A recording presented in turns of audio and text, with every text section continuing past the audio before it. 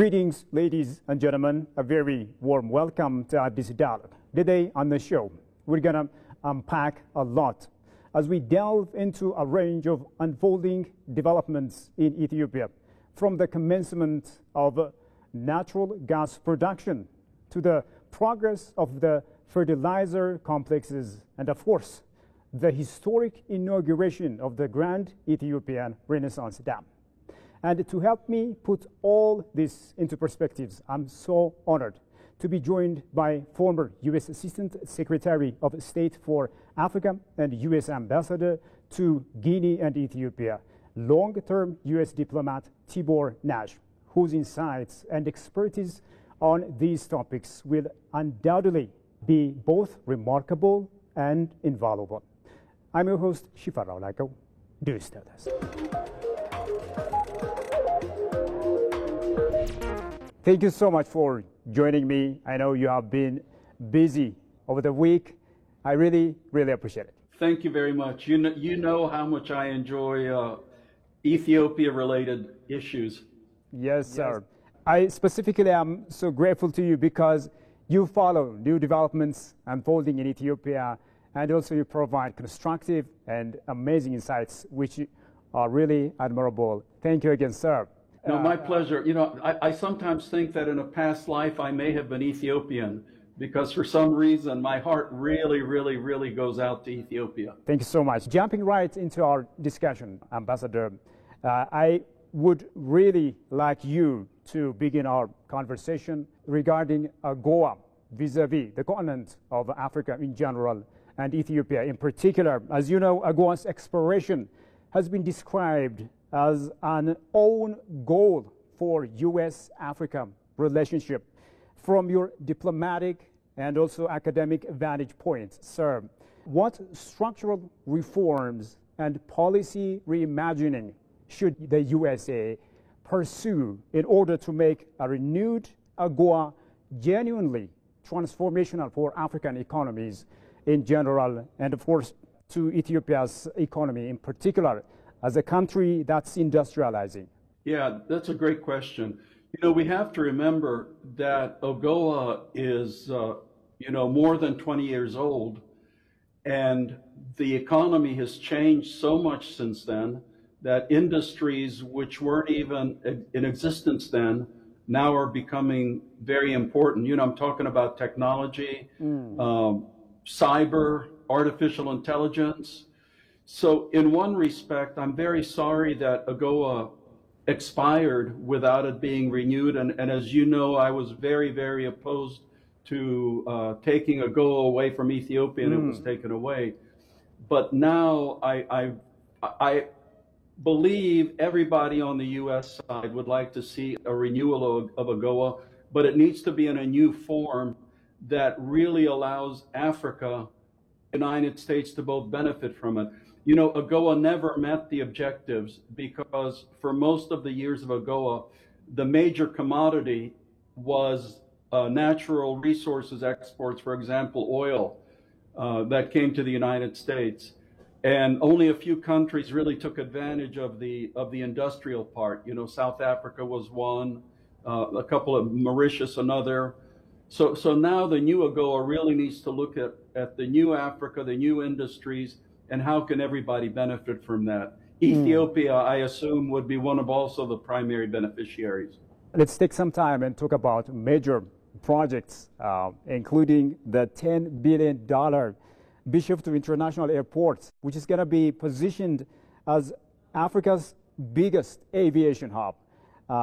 In this regard, how might this project, sir, reshape Ethiopia's geostrategic weight in the Horn of Africa in particular, and in the border Red Sea corridor in general?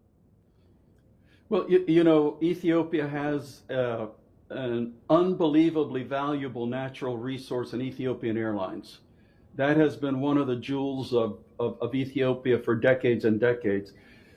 So that makes Addis Ababa just naturally what I would call a natural hub for a large part of Africa. One of the problems with Addis Ababa Airport, as we who have been there know, is the elevation, because it is so high that it's very difficult, especially for loaded airplanes, to take off, and only a very few large aircraft can use it. So moving the airport to a lower elevation where there's room to expand, I think, is going to be just a huge boost to Addis Ababa as a central point in Africa, but also to Ethiopian Airlines and other airlines and carriers that might want to come into Addis Ababa, but have been unable to because of the location of the current airport. So I think it is a fantastic initiative. It is needed for the future and is going to tremendously benefit the country. Still staying on some of the major projects happening in Ethiopia. As you know, Ethiopia's new liquefied natural gas, LNG, and also fertilizer complexes in the Somali region, they seek to shift Ethiopia from import dependency to industrial self-reliance. In your view, how might such mega projects alter Ethiopia's domestic economic trajectory and its geopolitical leverage in the Horn of Africa? Okay, so looking at Ethiopia, we know that fertilizer is a critical component because Ethiopia still is basically an agricultural country, and agricultural productivity is a huge, huge issue. As we also know, an awful lot of the farmers have been basically subsistence farmers, not raising much more than what they can to feed their families. And we also know that many farmers have not used fertilizer because of the costs involved. So Ethiopia making its own fertilizer to provide for its agricultural sector will be a tremendous boost for the future of the country. Of course, at this stage, you know, we talk about mega projects and everybody wants to be optimistic. We have to have a little bit of realism to evaluate the project when it's actually finished, to make sure that it meets the objectives of when the project was first proposed. So it's wonderful to cut the ribbon on a mega project, but it's even more wonderful to see what comes out of it. Interesting. A country with about 130 million people, with the number still growing, it has been calling for access to the outlets in a peaceful manner, and Ethiopia's recent discussions around gaining sea access have attracted considerable regional interest, as you know, Ambassador. From a diplomatic and developmental point of view, how can Ethiopia advance in its aspirations for maritime access through constructive dialogues as well as mutually beneficial partnership with its coastal neighbors continue? And what are your overall observations in this regard, especially as a diplomat? So issue number one, Ethiopia, we know, is the world's largest landlocked country.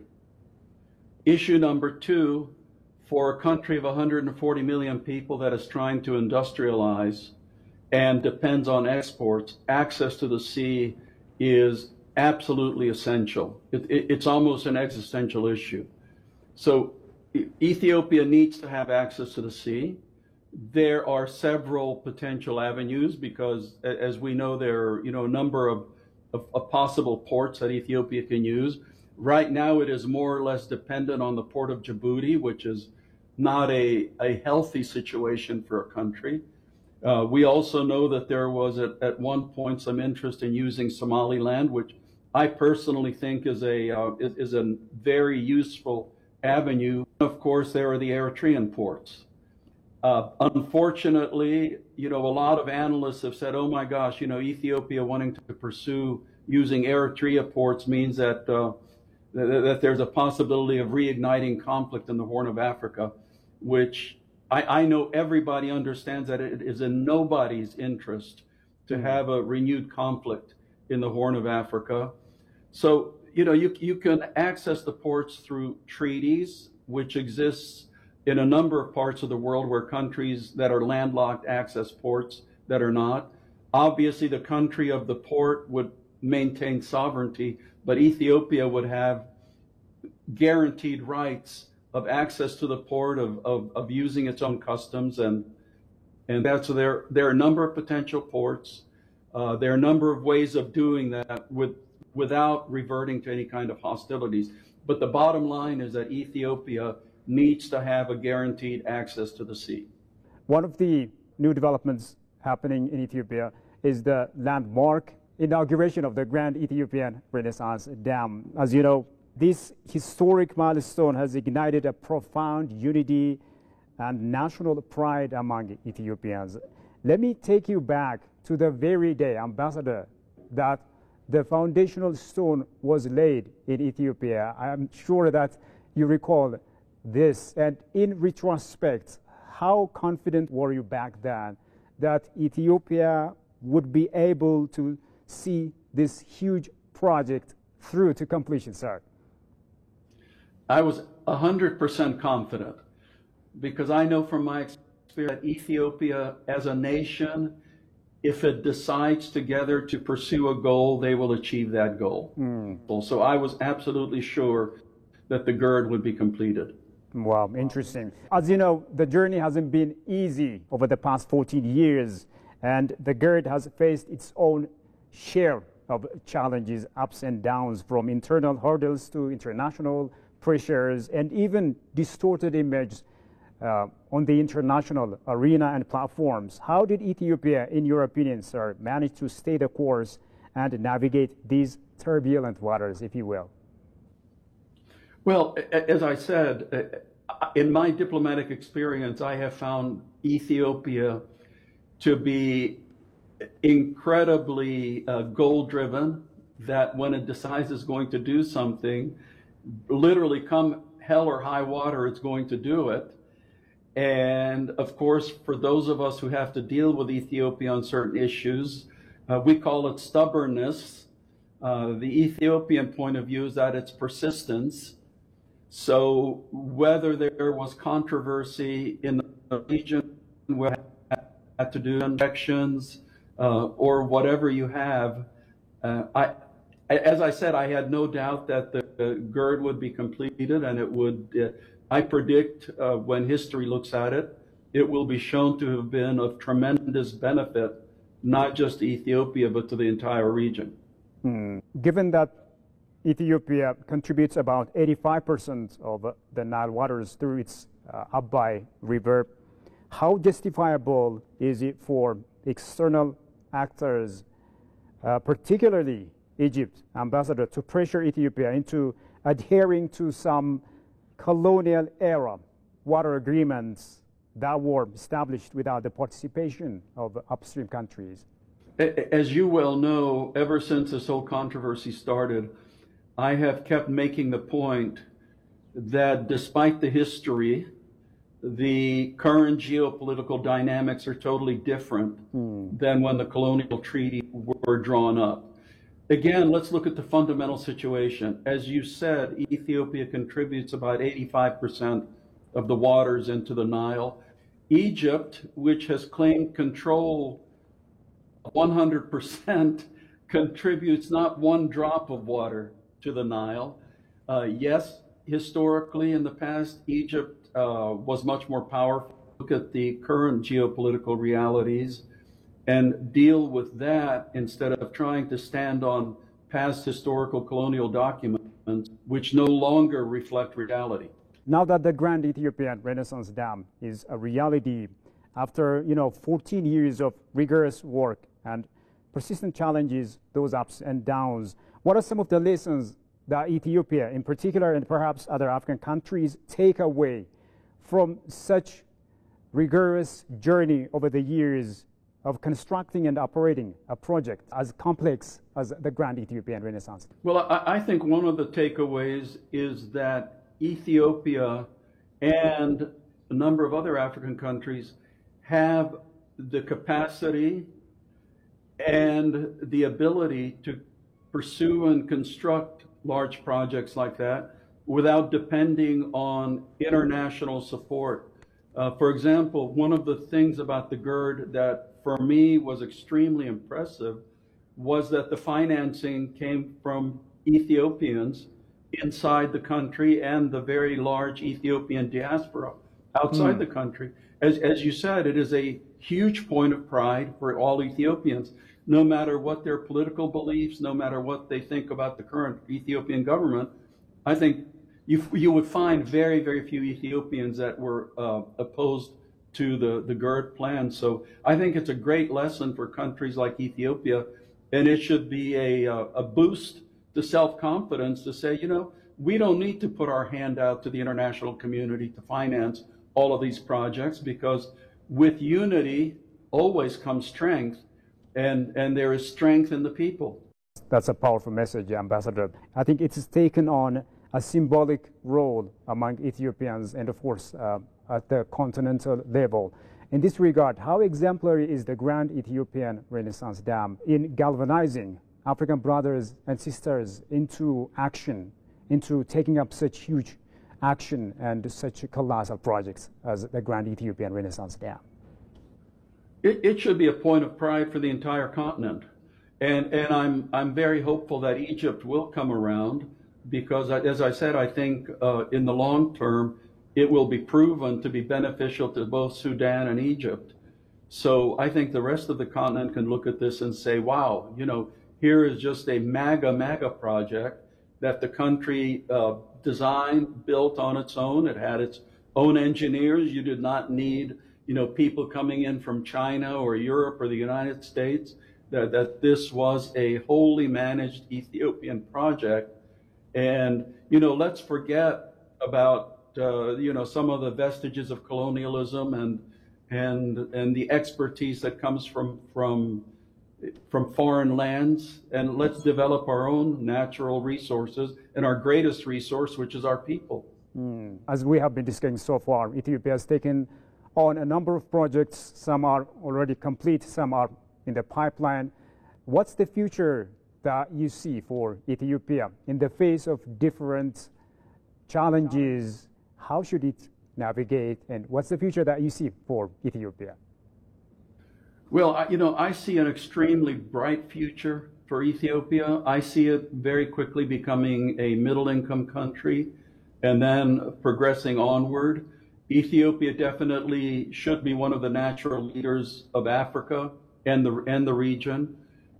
Obviously, you know, we have to talk about the obvious, which is internal reconciliation, because of the current divisions within Ethiopia, which are weakening the state.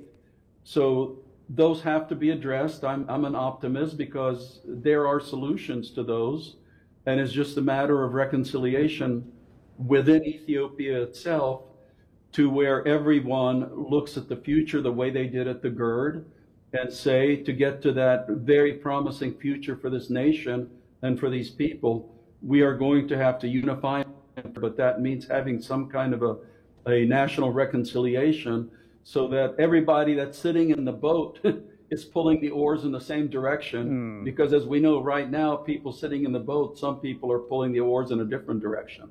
Yes. As you know, Ethiopia and the United States of America have enjoyed years of diplomatic relations, and they are still enjoying a friendly cooperation. How should it continue in the future? I foresee a very fruitful and, you know, win-win, cooperative, mutual beneficial relationship, because it's almost the natural relation is almost like a hand going into the glove. It's a natural fit, and it will tremendously benefit both countries. And now, as the Ethiopian diaspora in the United States becomes more prosperous, it grows not only in economic influence, but also in political influence. So I think more and more American politicians are going to be listening to their Ethiopian constituents. And as I said before, if there is national reconciliation in Ethiopia, that means the diaspora will also be united, so that they will have a single message to tell the American politicians regarding relations between our two great nations. Interesting. Let's scale this up and talk about the relationship between the continent of Africa and the United States of America. Right now, Africa, I think, is in an advantageous position, because Africa has some of the treasures that the entire world desperately needs for this 21st century economy. So if Africa handles this wisely, Not only will the countries benefit, but the people in those countries will benefit. We all know that some of the African countries are literally the richest countries in the world. And the trouble has been that the richest countries were some of the poorest people. So to help the populations of Africa, of course, the countries need to share the wealth amongst their own people. But the wealth will be coming because, as I said, Africa is in a tremendous position of being able to deal with the rest of the world. They are not limited to, oh, we can only deal with China, we can only deal with America, we can only deal with Europe, or we can only deal with the Gulf Arabs. No, African countries can deal with whoever they want to deal with and get the best deal possible. So, if Africa does it right, it really can be the African century. Yes. If Africa does not do it right, then the century is going to end up the same way as it was when it started. I don't want to take up much of your time, Ambassador, but I really want your final message to Ethiopians in particular and to Africa in general. Could you just give us some of your wishes, your final thoughts? My prayer every day is that Ethiopia will achieve its natural greatness, because it can do that as long as it gets over this rough period of internal dissension, and with national reconciliation, it can really be one of the leading countries in the world. Tibor Nagy, former U.S. Ambassador to Ethiopia and long-term U.S. diplomat, thank you so much for those wonderful and brilliant ideas. And of course, thank you very much for standing by Ethiopia and providing those constructive thoughts and wishes. I really, really appreciate it, sir. Thank you very, very much, and have a phenomenal rest of the day. Thank you, sir. You too. That brings us to the end of today's program. We've covered a lot of ground, from Ethiopia's natural gas production and fertilizer projects to the historic inauguration of the Grand Ethiopian Renaissance Dam. A huge thank you to my guest today, Ambassador Tibor Nagy. And of course, a huge thank you to you, ladies and gentlemen, for having been with us so far. And until I see you next time with yet another program, stay safe and keep the discussion going.